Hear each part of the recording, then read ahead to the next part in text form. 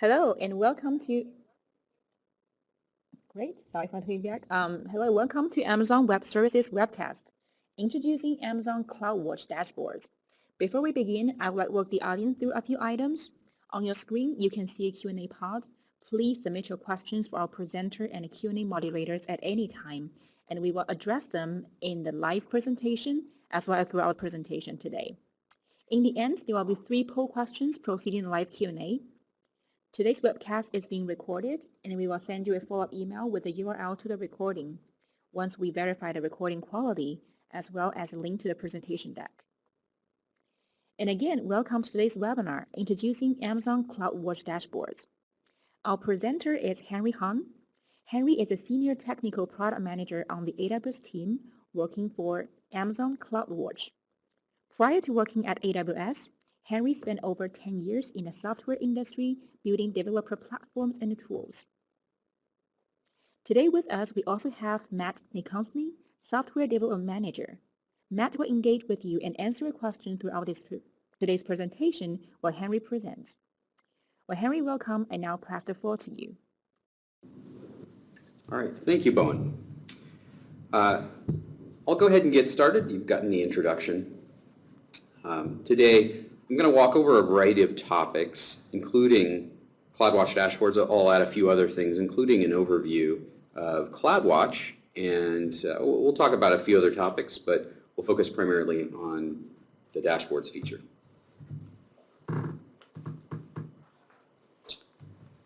So before we get started, I know many of you have probably tried CloudWatch. Some of you may have not tried CloudWatch. So I wanted to talk for just a few minutes about why we monitor, why monitoring is important, and that will lead into how CloudWatch helps you with that monitoring. And then we'll focus a bunch of time really in the form of demos for dashboards. And then at the very end, we'll touch a little bit on some other capabilities that are a little bit more advanced that give you some other dashboarding capabilities and analytics. So why do we monitor? Well, there are a variety of reasons why we monitor. Some of them are a little bit more obvious. For most customers using AWS, there's some form of an application that's being used or being built or being run or all of the above. In most cases, you want customers for that application, and those customers can be of the form of customers who are paying money to use the application. That can be in the form of a back-end service that's actually being consumed by another application or another service. Whatever it happens to be, when you're running a service or you're running an application that's live, you really need to know, is the application running correctly? Really what you're trying to do is prevent a number of things, including problems with your applications that might prevent it from responding to your customers or responding to other applications that are using or depending on that particular application. So at the end of the day, this is really what we're trying to prevent, but there are a number of other use cases. Customer experience can be, in many cases, can be the #1 priority for monitoring of an application. That may come in the form of an SLA or just overall application health. So for example, if you're using an application and it just stops working, that's obviously a very bad situation. But you could take that a little bit further and look at how, say, performance of your application can improve that customer experience. I think most companies that are building web applications today understand that things like latency are actually very critical to the experience that customers have with the applications that they're running. So understanding not just is the application running, but is the application responding in a way that gives my customers a good experience is critical, and it's a big part of why we monitor. Taking that a little bit further, there are times when improving that performance may require the addition of hardware or changes to this underlying software, which also can have an implication on cost. For example, if you wanted to improve the performance of a horizontally scaled application, you might consider adding more hosts to that horizontally scaled application. On the other hand, you may understand that if you're overscaled, that you could reduce your overall cost by reducing the amount of hardware that you're using while maintaining the same level of performance.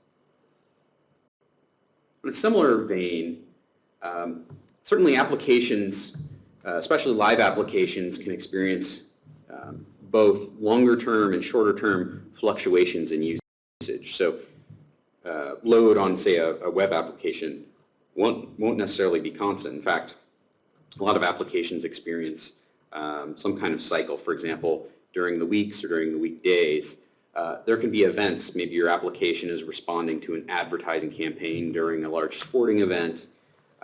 Those can be sort of instantaneous changes, and monitoring helps because it can inform things like the AWS auto-scaling feature, which automatically provisions and adds more hardware to your horizontally scaled applications in the event that you need that. Similarly, over longer periods of time, you want to understand how the performance of your application is changing, even if those changes are small. Maybe you're being very successful and more customers are using your applications. And that means over time you've got more load. And so that might mean that you need to modify your software or add additional hardware. Of course, we just talked a little bit about preventing sort of the worst case when the application just completely stops working. So monitoring is, once a problem has occurred, is extraordinarily valuable and important to troubleshooting a problem. Once a problem has been detected, monitoring can help you find out where that problem has occurred and can help you down the path of starting to solve the problem. And of course, all of this leads up to learning and improvement. What we're really trying to do is continuously improve our applications, whether it's to make them more available, more performant, save us money, or improve customer experience. So that's very quickly what the background is for why we monitor. Most of you are probably very aware of that. But what I'd like to introduce specifically is how does CloudWatch help you with monitoring? So first of all, walking just from the left to the right on the slides, Amazon CloudWatch gives you operational visibility into the AWS resources that you're running or using in the cloud. So for example, if you've got an EC2 instance, the CloudWatch will give you visibility into the health of that instance in terms of CPU utilization, network in, network out, and those sorts of things. And this is true of almost all AWS services. Sometimes there's a new service that's launched and they're still adding metrics, but for the most part, you've got operational insight into those resources without any setup, without any code, and without any instrumentation.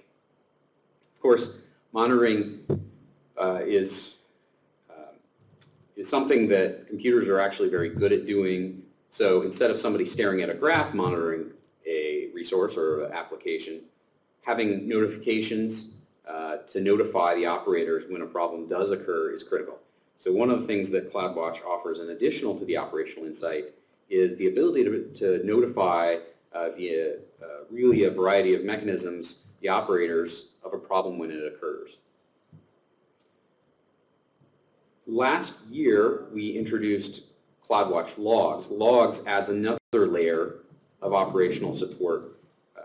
For many customers, logs are a source of information that gives them more detail than, say, a metric would. We're actually going to talk about that a little bit more here. But CloudWatch Logs lets customers who are using AWS access more information than just metrics. So, for example, the Amazon VPC flow logs are available through CloudWatch Logs, and those give customers using VPC visibility into the type of network traffic that's happening with that VPC. So let me jump real quickly to this is probably a little bit hard to read, but this was the simplest way of showing all the services that have some type of CloudWatch support. It's almost every one of the AWS services. So if you're using one of these, there's some benefit that you can get out of using CloudWatch today.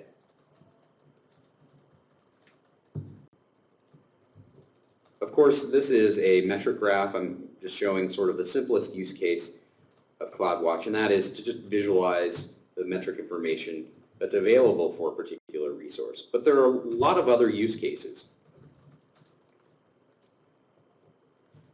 For those of you familiar with AWS Trusted Advisor is a tool that provides recommendations to customers about how they can optimize their use of resources. either in terms of improving performance or saving money. And those recommendations are actually based on CloudWatch data. So for example, if a customer may be able to save money based on the CPU utilization of a set of hosts, Trusted Advisor can provide that recommendation. And under the covers, it's actually using CloudWatch data to make that determination. That's just one case of how CloudWatch data can be used in other places than just monitoring. And in fact, there's a large set of CloudWatch integrators that provide a variety of solutions that go beyond just pure monitoring.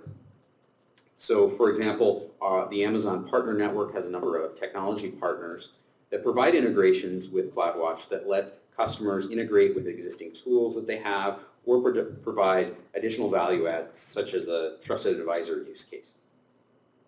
You can check these out in the Amazon Partner Network section of the AWS website, as well as many others. All right, that's enough talking. I'm going to jump straight to a demo here, and I'll spend most of the time in the demo. The demo will cover a lot of different topics, so please feel free to submit your questions, and we will round those up and hopefully get to those, most of those at the end. So I'm going to go ahead and jump over to the Amazon CloudWatch console. If you're familiar with CloudWatch, you've probably seen this before, but if you haven't seen this and you've used the AWS console before, CloudWatch is one of the service entries that you can select and access your operational information. Now, the simplest thing to do when you're actually using CloudWatch is just to come in and choose metrics and pick one of the, say, resources that you're operating. I'm going to pick EC2. And specifically, I'm looking for, say, CPU utilization. I'll just search for CPU. And I can come in here and select some metrics. There we go. For those who've used CloudWatch, this is probably familiar. You can just sort of easily jump around in here and view information about this. Now, this is an interesting metric because we can obviously see a cyclical pattern here. And that might tell us something about our usage. That might tell us something about our applications or the visitors that we have. Now, this is helpful for quickly getting to data, but sometimes you need a little bit more. You need more information in the same spot. You need more metrics in the same spot, and you want to be able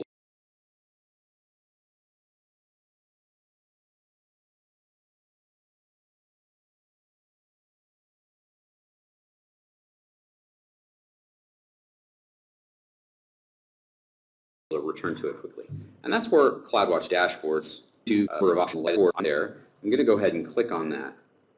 Now, if you've just gone through and created a graph for yourself for viewing a metric and you want to return to that later, that's fine. You can actually deep link into those graphs, but dashboards gives you the ability to save that out with a name so you can return to it easily later, as well as see a variety of information in the same place. So let's go ahead and get started here. I'm actually just going to create a new dashboard.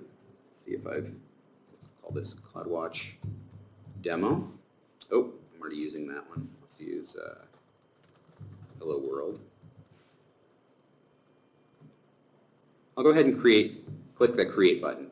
Now, the first thing that's going to happen when you're using dashboards is we're going to ask you if you'd like to add a widget to the dashboard. And a widget basically is just a little piece of UI that you can include in your dashboard that will remain there in your dashboard when you save it. Today, we support two types of widgets, a metric graph, as you can imagine, that's showing you metric. And you can also add text widgets. I'll go ahead and add a metric graph here.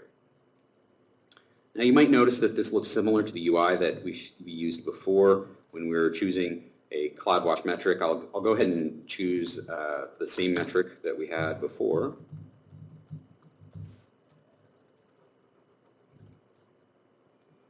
There we go. There we go. And I'll go ahead and click Create Widget. It's going to go ahead and add this to my dashboard. Now, that's not too interesting at this point. I've got a single graph, single metric, not a lot of other things on this dashboard. But the first thing that I'll point out is I can now save this and anytime I would like. I can, of course, return back here, and now I have, let's see, did I just put that? Hello world, there we go. And I can return to that anytime. Okay. Of course, dashboards give you the ability to customize if you wanted to resize or reshape these widgets. It's very easy to do. I'm actually going to go in here and add a little bit more information. I'm going to add a new metric. So let me go ahead and do CP. Well, actually, let's do network. Network out. And I can go ahead and put that on the same graph there. Now, one of the things that you'll notice is the two different metrics are of such different value. One is in network, the network out is in bytes. The other one is in percent, that it's hard to actually see the CPU utilization. The values are just so different. So one of the things that I can do while I'm building this is I can actually drag my individual metric in the legend here. I can drag it over to a different axis. So when I do that, I've now got two different scales. I've got a scale on the left-hand side and I've got a scale on the right-hand side. I'll go ahead and update my widget. Now anytime I come in here, I have both of those metrics. And what's hard to see here, because we're actually looking at only 3 hours of data, is these things actually trend pretty closely together in the particular application. So for the dashboard, I can go ahead and change the period of time that I'm looking at, maybe over the last 3 days. One of the things that's very easy to see here now is that the trend of CPU utilization as well as the trend for the network actually correlate together pretty strongly. We'll look at that in a little bit more later. But if I wanted to, say, zoom in and understand a little bit more about what was happening, maybe I just want to get a little bit of a different view, I can actually do a few different things. First of all, I could come in here, and if I hover over a particular metric, we'll fade out the other metrics so it's a little bit easier to see. And you can even come in here and I can see that my CPU utilization actually increased. I'm running this on a fairly large instance, so it just increased to 2.4%, not really that much significant. But what it might be interesting is that it sticks out so much from the rest. Now, this might tell me something if I had another metric that I might have, say, a garbage collection that was happening at that particular point in time. As I add more data to this dashboard, I might be able to see that a little bit more easily.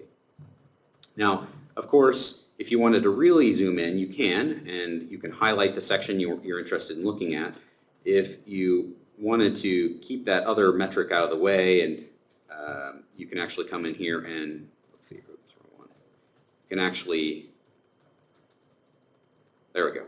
We can actually isolate it by selecting the metric in the legend. In addition, we can actually go in here and change the period. Now, the period is going to give us more detail across time on a particular metric.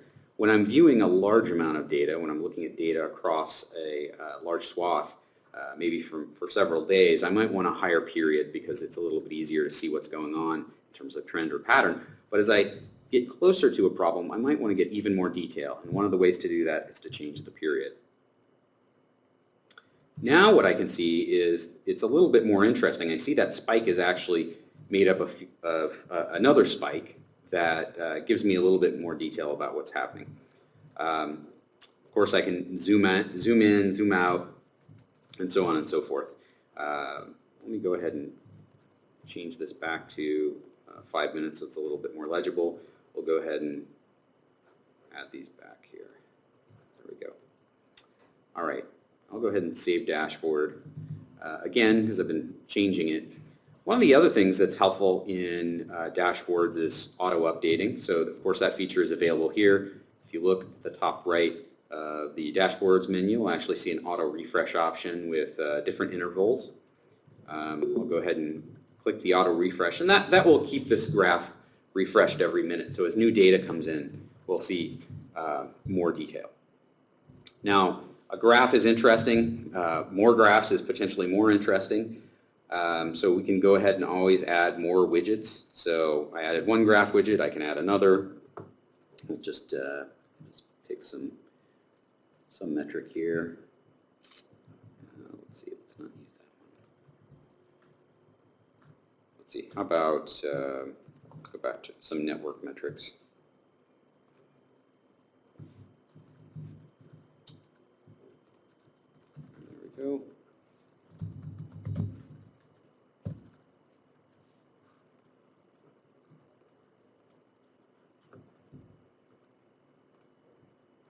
There we go. Now, as I put these on here, I can actually resize these so it's a little bit maybe easier to see. I can save this out, and again, I can always return back to this if these are the interesting metrics I want to keep.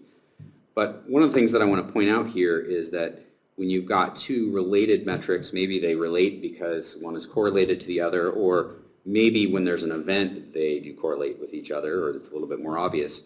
We actually add these little crosshairs here so that you can quickly isolate particular areas. In this particular case, I'm actually using two different instances. You are apparently the only person in this conference. When I zoom in, I'm actually zooming in on both. So that can help me identify the problems even faster. Of course, if for some reason I didn't want to do that, there's actually a way to delink the zooming in of the graphs. You can go in here and choose that option here. Very straightforward. Okay. Let me get to adding another widget. I talked about the text widgets before. Text widgets are, as you can imagine, a way that you can add text to your dashboards. You can imagine adding text for a variety of reasons. Maybe it's a link to a support tool. Maybe it's an operational playbook. Maybe it links to other dashboards. To get started, you click the Add widget and choose the text widget. And you can use what's called Markdown. For those of you who are familiar with markup, Markdown is another sort of, call it markup style language, but it's a little briefer. So for example, if I wanted to create a section header, I can say my dashboard. If I wanted to create a list of items, whether this is links to operational tools or other things, you can do that here. And we'll show you that preview there on the side. Of course, I mentioned links, so for example, if you wanted to do, say,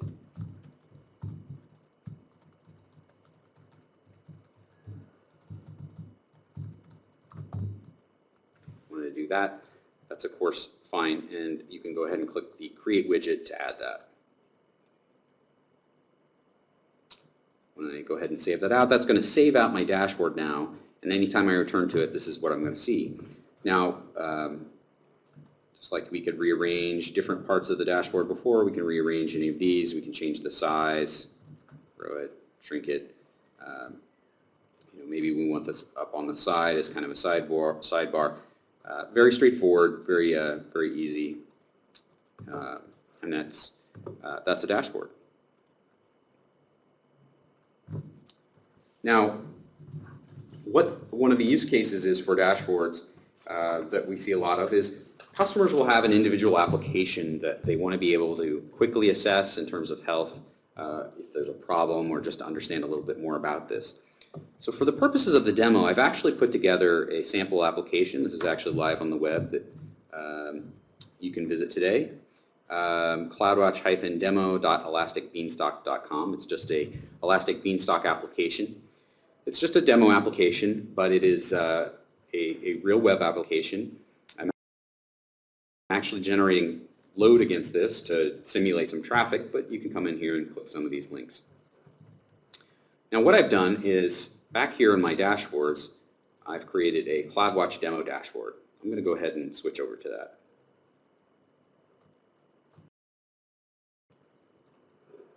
Now what you're seeing here is key metrics for my application. I've already built this out, and I've got some text in here, I've got many graphs, and what these graphs are telling me is various measurements about the health of the application. So I'm going to go ahead and walk through a few of those.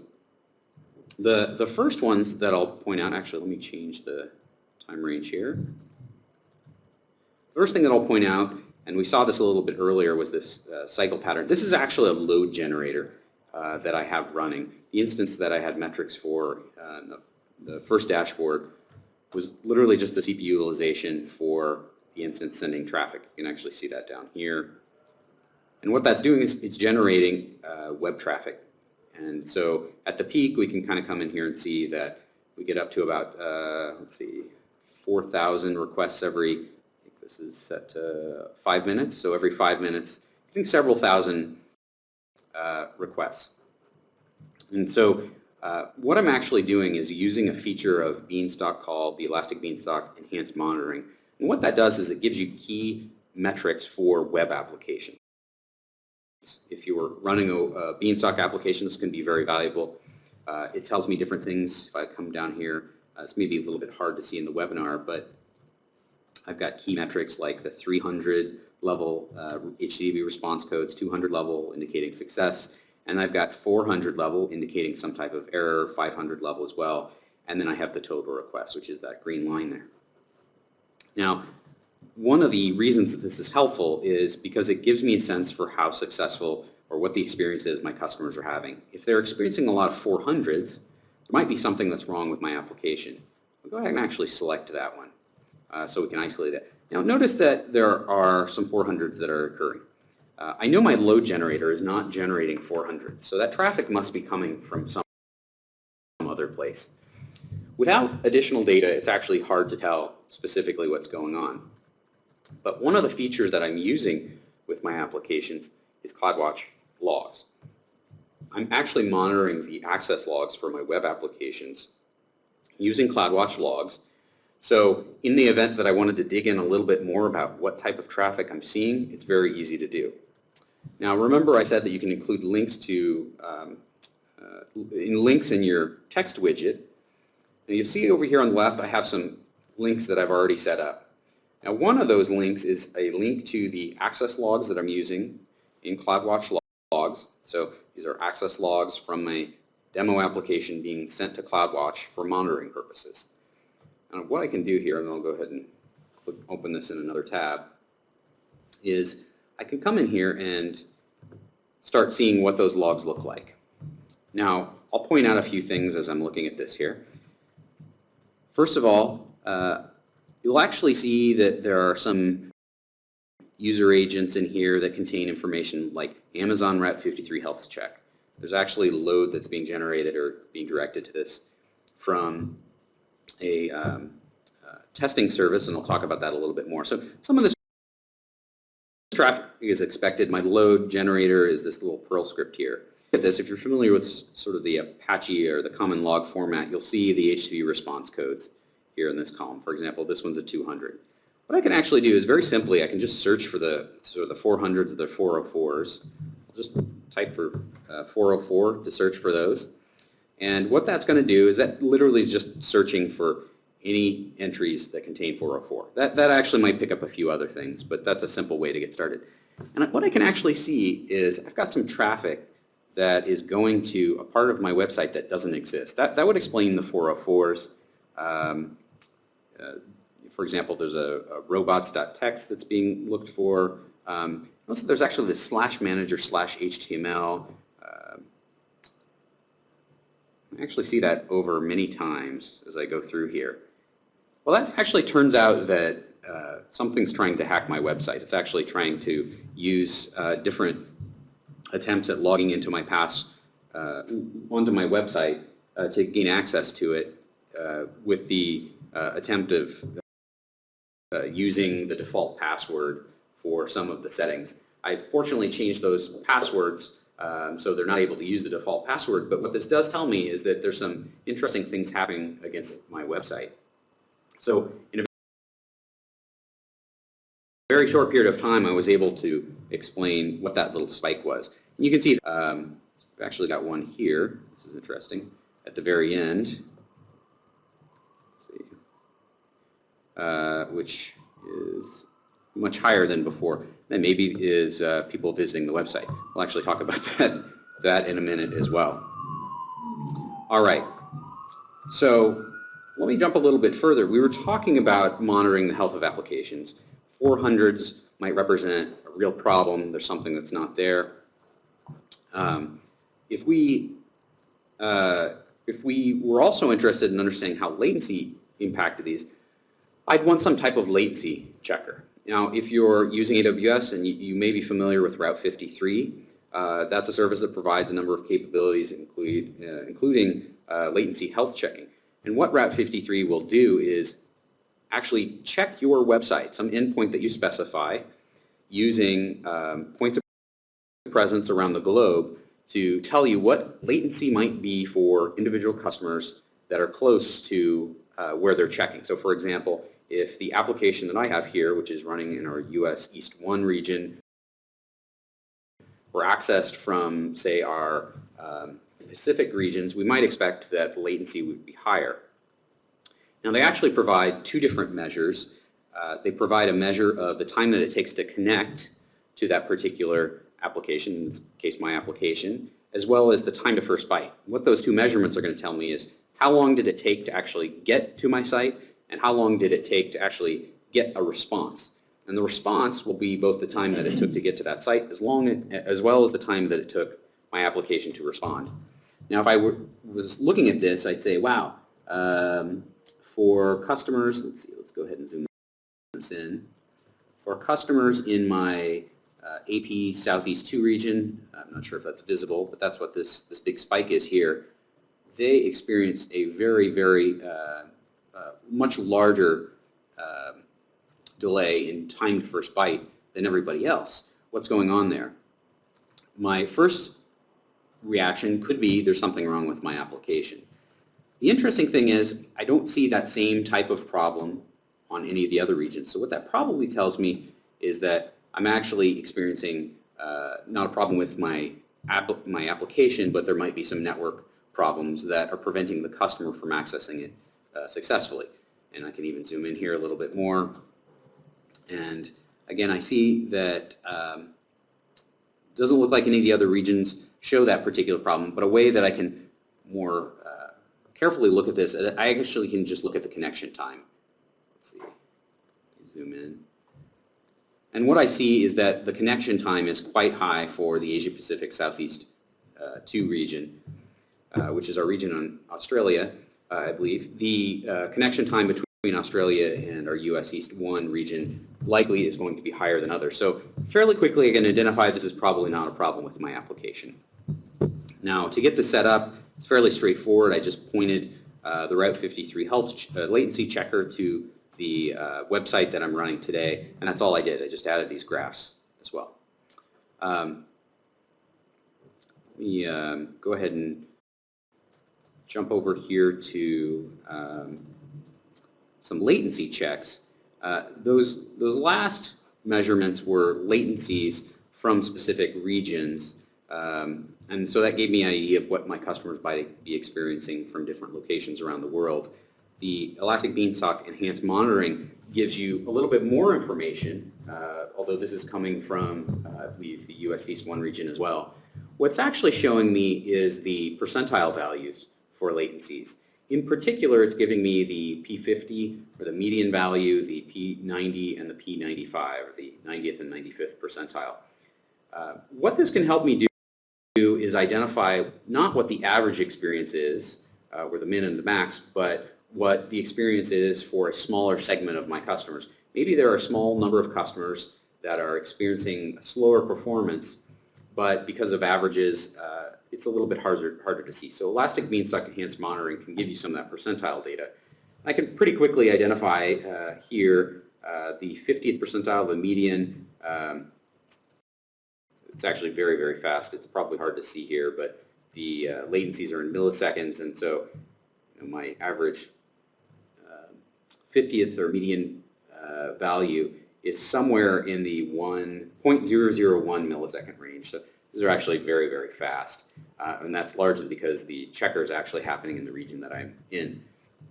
If you wanted to check other regions, you could do that as well, but this is really about checking your application health. All right, getting down to just a few minutes. One of the last things that I wanted to point out was, let me go ahead and zoom out, is I can post, I can show metrics that are coming from AWS resources, but I can also show metrics that are coming from metrics that I'm publishing. Now, I've got a graph here that's showing me two things. It's a little bit hard to see here, but I'm showing visitor traffic to my web application, and I'm also showing deployment starts. Deployment starts are in orange. We can see here I actually haven't deployed to this application for a little while, so we don't see any of those. But we do see some visitor traffic. I'll actually zoom back out here. I'm going to change the resolution.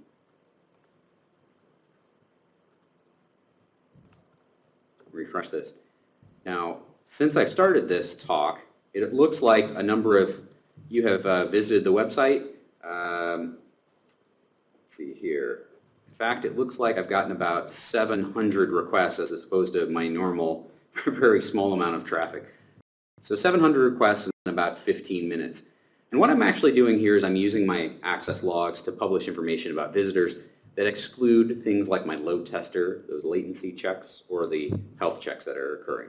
So that's another way that I can use dashboards. And I've also got another metric, I'm not demonstrating it here, but when I deploy changes to this application, I'm actually marking it on my graph.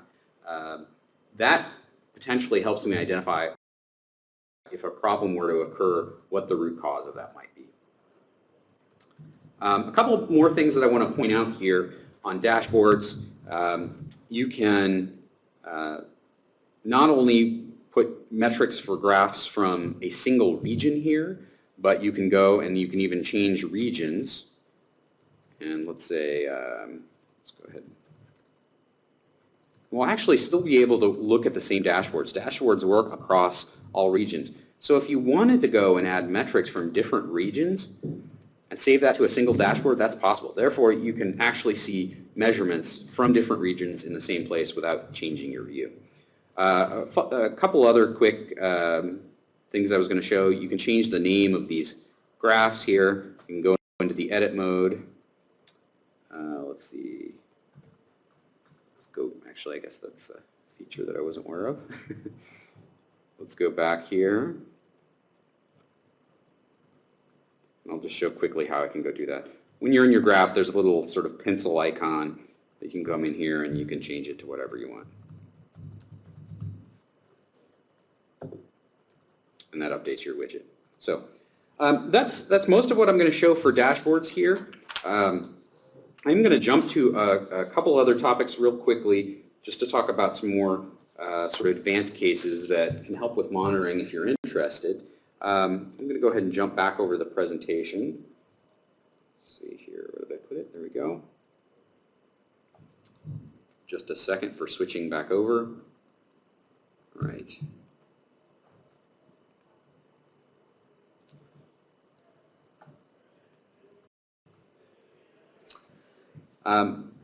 As I mentioned, there are a number of ways to monitor your applications on AWS. You can use metrics, you can use logs. I'm going to talk briefly about logs here. One of the use cases for logs is obviously to identify individual problems and having records of events that occurred. And CloudWatch provides the capability for monitoring for certain phrases or patterns, but we also give you the capability to even process your own logs or use other products like Amazon, the Amazon Elasticsearch service. If you're familiar with Elasticsearch, common use case is to use Elasticsearch, Kibana, and Logstash. This new service, the Elasticsearch service, is integrated with CloudWatch so that we can send logs directly to the ELK or the Elasticsearch Logstash Kibana cluster with just a few UI interactions. I'm going to go ahead and just walk through that really quickly here. I'm going to go ahead and choose, let's see, let me go ahead and choose some logs here. Now, I mentioned before that you can access your VPC flow logs with CloudWatch logs. I've got those turned on, and I'm going to go ahead and select those to be sent to Elasticsearch. So I'm going to go ahead in here and select, in this Actions menu, I'm going to select Start Streaming to Amazon Elasticsearch Service. So if you're using the console and you're using logs, this is just a drop-down option that you have. I'll go ahead and choose that. Now the first step is we're going to ask you what Elasticsearch cluster you want to point to. So you need to have an Elasticsearch cluster that you set up. I'll go ahead and choose one that I've got running here. And once I've done that, we're going to ask for the IAM role so that we can actually execute a Lambda function. The Lambda function is basically the glue between CloudWatch and Elasticsearch that gets the log data there.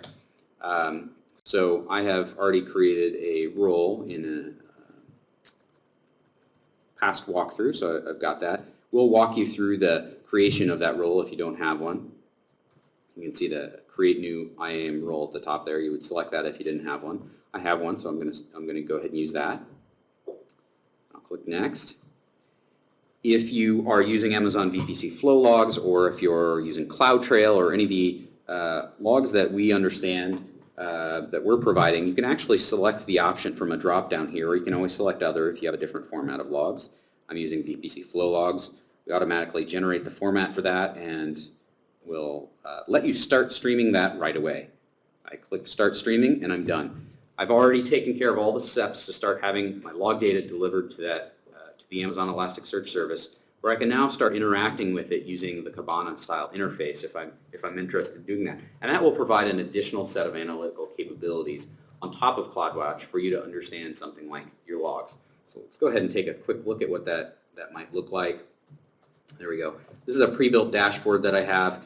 It's got a number of graphs. I've got a number of sort of reports in here that show me sort of where some of the traffic is originating from, what ports are being accessed, what traffic's quantity of traffic's being accepted or it's being rejected. A lot of power in that combination. In addition to being able to use Elasticsearch as a service, you can just send your logs to Lambda, where you can perform your own custom processing. In fact, I'll very quickly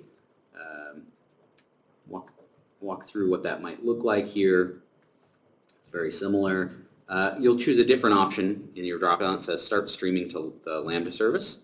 You actually pick a Lambda function, and if you want to create a new one, you can create a new one. Well, in this case, I've already got one set up. And this is CloudTrail logs. I'll go ahead and just click Next and start streaming. Now, we don't have a whole lot of time to dig into this a little bit more, but basically what my Lambda function is doing is just accepting each one of those log events as they're being delivered. They're being delivered as soon as CloudWatch receives them, so you get them in, very quickly into Lambda, and then you can execute whatever Lambda code that you want to process those. Maybe you're interested in looking at certain types of patterns, maybe policy violations that are being reported in your logs. It's your code, so you can decide how you want to execute that. Just real quickly to wrap up the logs options there, CloudWatch logs will help you monitor your existing logs and provide simple aggregation, monitoring, storage, archive, and does it in near real time. If you're interested in a little bit more with analytics, you can use the integration with Elasticsearch service, or if you want to write your own code to process, you can always use the Lambda function. We also provide a Kinesis stream integration function as well. That can be done using our API. And we recently introduced an Amazon Kinesis Firehose integration. What that lets you do is deliver the logs to any destinations that Firehose supports, like S3 or Redshift. And then finally, of course, there's always the API.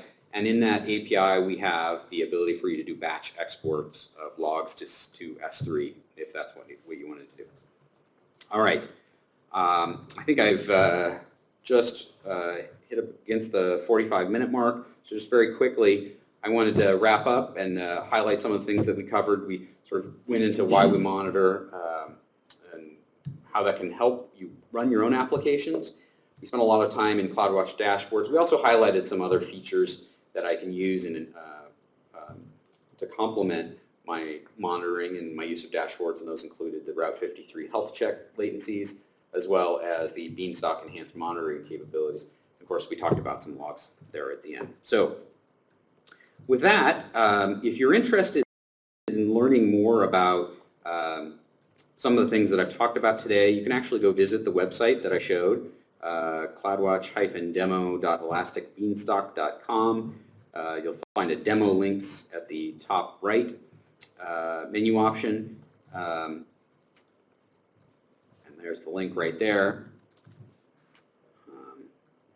We'll include the links directly in this presentation as well. But I'll go ahead and jump to some questions. Let's see here. All right. All right. I want to thank Matt here for going through these. We're receiving a bunch of questions. So let's see here. One question I got, does the CloudWatch Logs agent intelligently parse non-CloudTrail logs? The answer is yes. There is an agent that you can use for CloudWatch Logs that we provide. that will deliver logs based on files off to CloudWatch. It's a service. It keeps track of where it's at in the logs. Really, it's just doing two things. It's sending the logs off so they can be processed by CloudWatch logs along with the timestamp information. So you can use, really, we support a number of different formats in sort of kind of a native way, but really anything that's text can be supported there. I think we've got a feature request here, if I'm looking at this right. May I have pie charts or other kinds of charts instead of line charts? We'll add that to our backlog for consideration. We have received requests for other types of graphs. If there are other widgets that you're interested in seeing those, please feel free to submit those. We'll take a look at all this feedback, even if I can't get to your specific question during this part. Is CloudWatch able to monitor Microsoft Azure instances? The answer is yes. We support, first of all, the logs agent will run on a variety of different Linux flavors. So if you're trying to monitor your logs, just log files, say on a Linux instance. If it's not Linux, we have some options for Windows as well. There might be more code that's involved for you to actually ship the monitoring information. For example, we have an API and some scripts that help you publish metrics from hosts, independent of whether those hosts are in AWS, in another cloud provider, or just on premises. So those are definitely options. All right, can I build a widget for custom metrics? For example, I have a Lambda function built using Node.js. These would be writing error details in CloudWatch. I want to build a widget showing error data. I'll call that a feature request. I think if I understand that correctly, someone's interested in kind of seeing the events, maybe a list of events within the dashboard. If not, go ahead and submit clarification. All right, let's see. Any more questions? Is there a way to create a dashboard with metrics from other accounts? Say I'm using a central account to manage my other AWS accounts. Can I display their data through CloudWatch dashboards? Currently that's not possible. We have gotten that request. So for example, customers who are using multiple accounts might want a centralized dashboard to view information across multiple components that might be actually across multiple accounts, or it's just multiple applications from multiple accounts. So again, another one that we will we'll include in our backlog. So please keep those requests coming. Next question, are we expecting new types of widgets for dashboards? I'd like to include information from third-party tools, maybe Graphite, Xenos, etc. I had not gotten a request for, I have not seen requests for third-party tool integration, but there's always a first. I appreciate that. If there's more detail about, if it's specifically Graphite and Xenos, it would be great to understand that. Of course, you can actually publish the same metrics to CloudWatch that you might have in Graphite, so those metrics can be displayed in a dashboard. Let's see, another question. Will you support tag-based searching for instances or other resources? I love that question. That is probably one of the top capabilities that we believe we should add. And you can imagine here is, I know the name of a metric today based on an instance or based on the metric name and the instance, but I might be using something that's using auto-scaling, or the resources are a little bit more ephemeral. So rather than identifying an individual metric, I actually want to identify based on some type of metadata, maybe like tag or description. So that is very high on our priority list. I don't have a specific time frame for that, but we do know that's very important. All right, we'll go ahead and keep going through some more questions here. We've got a little bit more time. Let's see. How did you create the application request count widget? Let's see. There were two that I was kind of showing. One was actually I was using application requests through the Elastic Beanstalk enhanced monitoring capability. So if you check out some of those resource links, you'll be able to see the way that you can enable that for your Beanstalk application. There was actually another graph that I had for application request count that I was using based on the access logs. And the way that I did that was actually I was monitoring the logs as they were occurring on my application. They were coming to CloudWatch logs, and I was using a monitoring capability of CloudWatch logs that will generate that metric for me. and I just added that metric to my dashboard. If you're interested in learning more about that, check out some of the metric filter features of CloudWatch logs, and that will get you started. All right, let's see. Question, let's say we would like to use CloudWatch log to monitor our own application logs that may or may not conform to logging standards that CloudWatch understands. Is it possible to define custom parameters matching patterns? It is.